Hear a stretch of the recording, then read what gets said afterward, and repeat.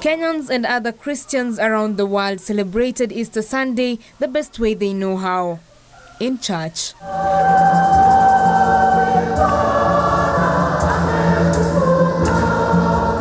The Holy Family Minor Basilica in Nairobi, it was song and dance as the congregation commemorated the resurrection of Jesus Christ, the pillar of the Christian faith. Catholic Archdiocese of Nairobi Archbishop John Cardinal Njue urged Christians to practice what they preach and instill positive values to weed out the ills burdening the country. Let us not be carried by the wind. Let us not try to follow the shortcuts. In the place where I came from, they used to tell us, it is better a long way which will make you reach where you are supposed to be, rather than a shortcut. He further called on Kenyans to practice lessons learned from the Easter season.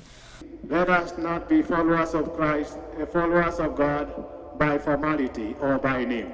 Let us walk with Him. Let us walk in His ways, so that by the time when the time comes for us to go, then we can always be found ready. In Murang'a County, faithful at St. Mary's Sacred Heart of Jesus Cathedral ushered in Easter Sunday in a special way.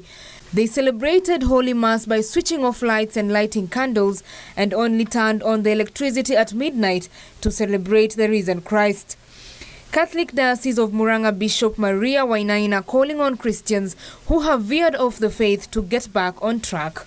Hao na wengine ambao wanajikuta katika shida za dini, shida za maisha, na waita na wauliza wasikilize neno la Mungu sana, vile linawaambia waweze kuchukua jukumu la Ukristo na kuishi kama Wakristo wa kweli.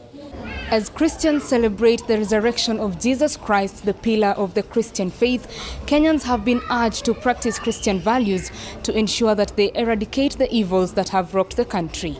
At the Vatican, Pope Francis celebrated Easter Mass in St. Peter's Square. Keeping with past custom, he skipped his homily during Mass and instead led pilgrims in a moment of silent prayer and reflection on the day's scripture readings. The pontiff offered prayers for the hundreds of people killed and injured in a series of bombings in Sri Lanka on Sunday morning, calling the attacks an act of cruel violence.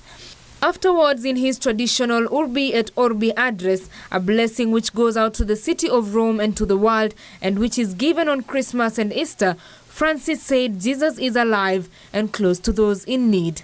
Dear brothers and sisters, this message is also addressed to every person in the world. The resurrection of Christ and the principle of new life for every man and every woman, for true renewal, always begins from the heart, from the conscience. Yet, Easter is also the beginning of the new world, set free from the slavery of sin and death.